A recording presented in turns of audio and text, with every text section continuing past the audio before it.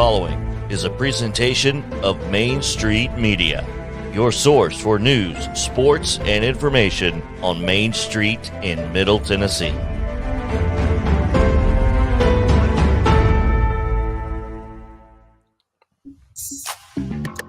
It's a busy week at Main Street Preps. We've got the basketball district races heating up. National Signing Day is happening for all sports. The wrestling state duels are this Saturday, and hockey is closing its regular season. So if you want to hear about all that, you've come to the right place. Here we go. It's time for Main Street Preps this week with Russell Venozzi and Tyler Palmatier covering high school sports all across Middle Tennessee. Follow them on Twitter at Main Street Preps. Now, Main Street Preps this week. Here's Tyler and Russell. Welcome into another episode of Main Street Preps this week. I'm Russell Venozzi, joined as always by Tyler Palmatier. Tyler, are you doing all right this morning? Yeah, I'm doing great. I've got my English breakfast style tea here, and we've got Marlon on standby. It's always a good day when Marlon Sims gets to speak with you, so I'm excited for that. Absolutely, and I've just looked down on the clock, and it is not morning anymore for the average person, but for us sports writers, it is still morning, afternoon, whatever. So, yeah, here we go. Like Tyler said, we're going to talk to Cane Ridge basketball coach Marlon Sims. We're going to go over our latest Fab 15 mid-state rankings, and we're going to preview some of the top basketball games of the week and touch on National Signing Day there at the end. So first up, let's bring in Coach Marlon Sims, whose team is off to a 15-6 start. Hey, Marlon, you there? Yeah, I'm right here. How you guys doing? Doing well, sir. Thanks again for joining us. And Marlon, it's a great time to be associated with Cane Ridge basketball. You guys are having a great season. Won all 7 of your games in January. As we close the book on that and move to February here. Do you feel like your team's kind of hitting its stride, Marlon? Yeah, I don't know yet. It's all about watching the film. I think, some nights we play pretty well. Some nights we kind of struggle. I think at the end of the day, what you're trying to do is string along 32 good minutes of basketball. And, I think right now the max we've probably hit so far is about 25, 26 good minutes. So we're just trying to close that gap, and hopefully by the time tournament play hits, we're at the 30 mark, stringing together some good basketball. So, Marlon, you played for a Whites Creek team, and that in 1991, I saw that they held a number 1 ranking by ESPN. This is a 2-part question for you about your playing days. 1, how good was that team? Tell us something about that team. And 2, did playing on a group like that provide any lessons maybe on how to coach a state title contending group like the one you have now? Yeah, good question. I think from the first point of it, I think me and the guy, we sat around talking one day, and from my sophomore year up until me graduating, I played with 7 Division I basketball players. I think that's a pretty special part of it. Play along, my sophomore year, I played with Corey Allen. We had Brian Ward on the team who walked on and played football at Vanderbilt. Then the next year, we got, Robert Davis who played football at Vanderbilt, and Thomas Hunter who ended up going to junior college and finished up at Illinois State. Then looking at our group, Chris Rucker walked on at Vanderbilt for basketball and finished at Cumberland. Lamont played at Akron. I played at Northern Illinois, and everybody knows David played at the University of Memphis. So I think from that standpoint, it's really special. The athletes I played with, the people I was part of through my high school career, that part makes it special. And then for your other question, I think, from my standpoint, understanding, I guess through, not being successful in high school, the glass house, understanding Murfreesboro, we had a game plan going into the last season, understand how to play in that gymnasium, and it kind of helped us out the first 2 nights. And hopefully, we can take some of the same lessons we learned, especially that 3rd night, and carry it on to this season if we're blessed to make it back to Murfreesboro. So. Well, speaking of history, Brandon Miller has made some for Metro Nashville schools here. He's the first McDonald's All-American since 1996 for the district, and he was also named this week to the Iverson Classic roster. That's going to be an all-star game held in Memphis in April. How cool is it to see Brandon honored for all of his accomplishments? Well, I think anytime, you're coaching young men, that's the part you want to see. You want to see the fruits of their labor, not yours, but their labor to, them to see success. Anytime Brandon sees success, I think our program sees success. So ultimately, at the end of the day, I'm just excited for Brandon that he's able to, like he said, knock some things off his checklist, reach some of his goals that he wanted to reach out as his basketball career began. So just happy for Brandon.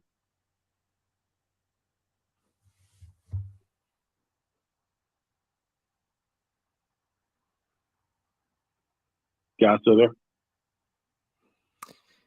I'm sorry, Yeah. Coach. I was muted. At the time of this recording, I'm here. At the time of this recording, Brandon was shooting 49% from the field and 40% from three. What's been the biggest difference in his shot making? Did he make any mechanical changes or anything? I think he just worked on more than anything else on the offseason, his range and his and believing in himself. I think last year playing the short season we played, he actually shot 50% from three heading into the tournament and state tournament. So he probably not shooting the ball as well, but I think he's played some better competition this year probably. That's really forced him to do some different things.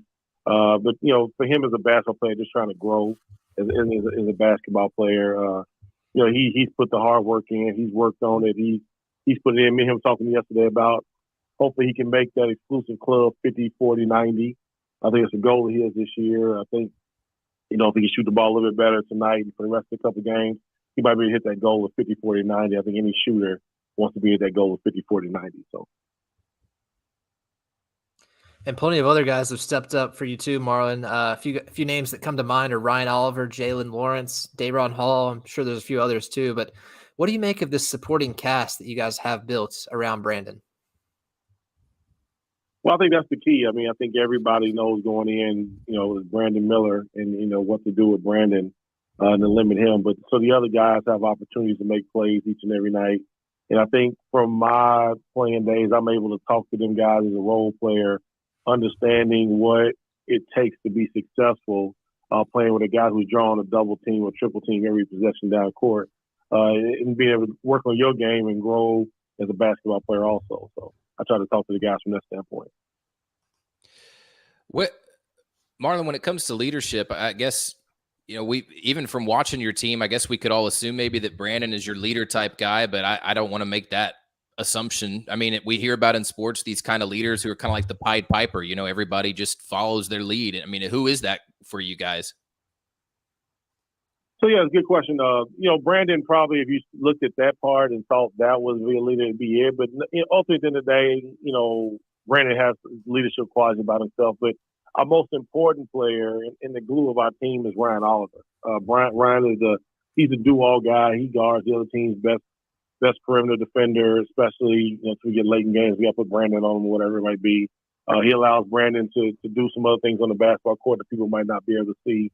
And Brandon trusts Ryan, and that really helps us out. And Ryan's able to bridge that gap between the other guys and Brandon's time. They played together since 8th grade, so they truly understand each other. And that part really helps us as a basketball team. I know, early in the season we didn't have Ryan. He hurt his ankle warming up for the Lebanon game. First game of the season was set out until the second semester. So, from that standpoint, it helped the other guys grow. And I'm just excited now Ryan's back, being able to establish some type of senior season for himself and for our basketball team. So. And so it looks like you guys have 4 games remaining on the schedule here, Marlon. You mentioned earlier that you're hoping to see your team piece together a full 32-minute performance. I guess, is that kind of what you're hoping for in maybe these last couple of games before the postseason starts, just to kind of make sure everything's clicking on all cylinders before the playoffs begin?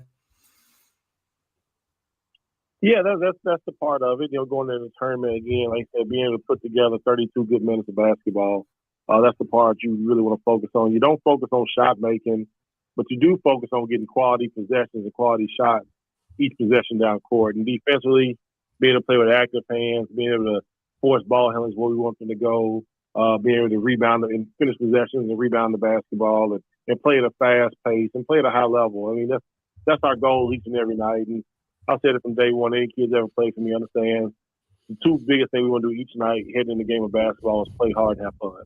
That's what it's all about for me. Us playing hard, and with that happening, also being able to have some fun at it. Also, we try to play a fun style of basketball in which, other people get to touch the basketball. We try to get the score into the 80s.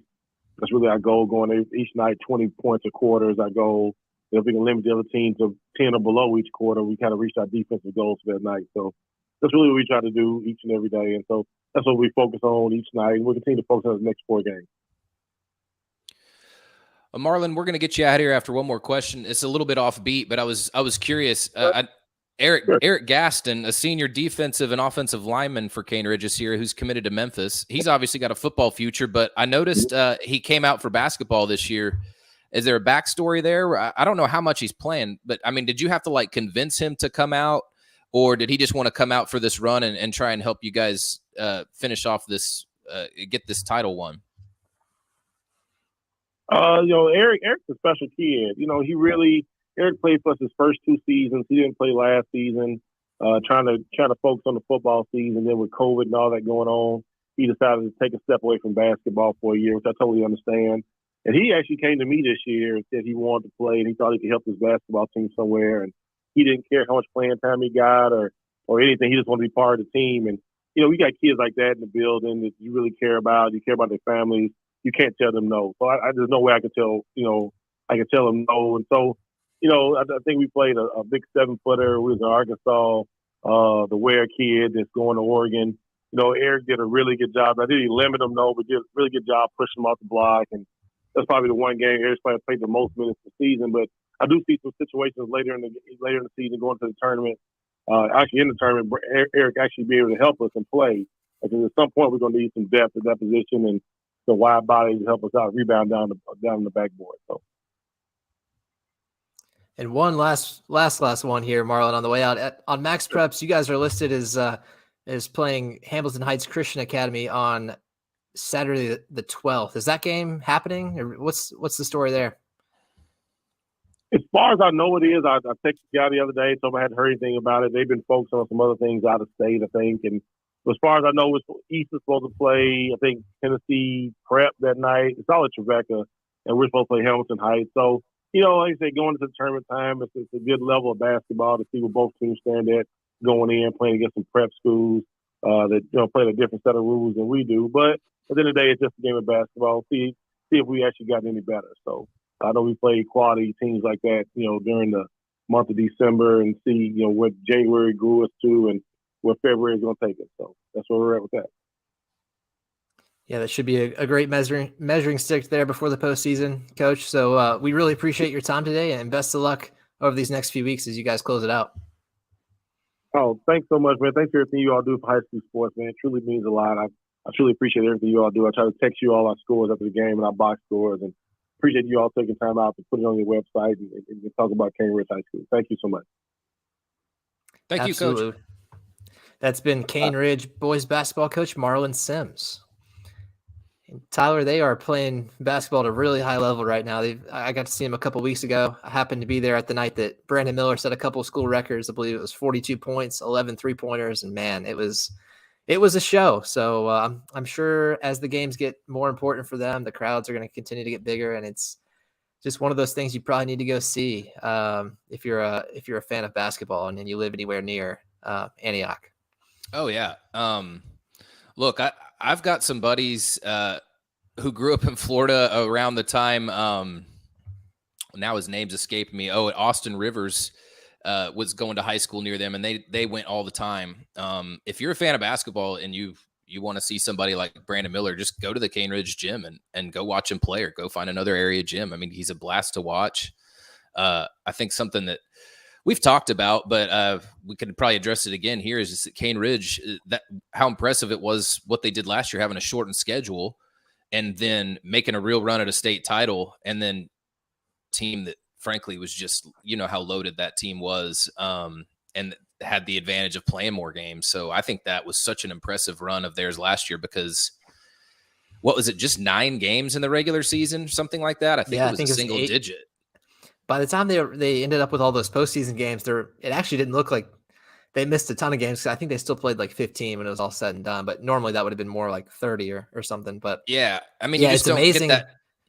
Go ahead. Yeah, it's just amazing that the only thing that could stop them was Mike Miller, a former NBA player, and basically a prep school version of the Houston basketball team that had players from all over the city, basically, that were all going to Division I colleges. So Yeah. that was nothing to hang their heads about. And I mean, so the December schedule that Marlon touched on when they went to Oregon, I think that's going to be really beneficial for him this year, because that's just a different level of work and prep that they didn't have a year ago, and they still were able to put together a really solid run. So it'll be interesting to see how that goes, regardless of how it finishes. If, again, like you said, if you like basketball and basketball talent, go watch Brandon Miller, and for that matter, that whole team. It's not just a one-man show. I mean, they've got guys, so it's a lot of fun if you're kind of a basketball nerd. Yeah, you're right. I mean, even without Miller, they still probably have a really solid team. So yeah, good stuff there. And all right, well, speaking of top teams, let's make the transition now to talk about our latest Fab 15 Mid-State Basketball Power Rankings. And let's kick it off with the girls. There weren't a ton of changes in the girls' rankings this week, and this top 5 is going to sound pretty familiar if you listened last week or if you followed us on the website. And both these rankings, boys and girls, are available right now on mainstreetpreps.com if you just search up Fab 15. But for the girls, the top 5 are Blackman at number 1, Endsworth number 2, Webb School number 3, Cookeville number 4, and Page at number 5. Brentwood, which was previously number 14, dropped out of the poll after losing to Ravenwood last week, and Creekwood and Stewart's Creek are on the outside looking in. Meanwhile, East Nashville joined the poll to make up for Brentwood there. East Nashville's 17-1, and they have been kind of knocking on the door these last couple of weeks. They've been playing some really strong basketball. I actually got to see them last week. Their defense is kind of where they make their money. They've only allowed 15.5 points per game in the month of January, and their only loss all season was to Beach way back before Christmas. So a great season so far for the Lady Eagles. They're at 17-1, and they are now the number 15 team in the Fab 15 girls rankings.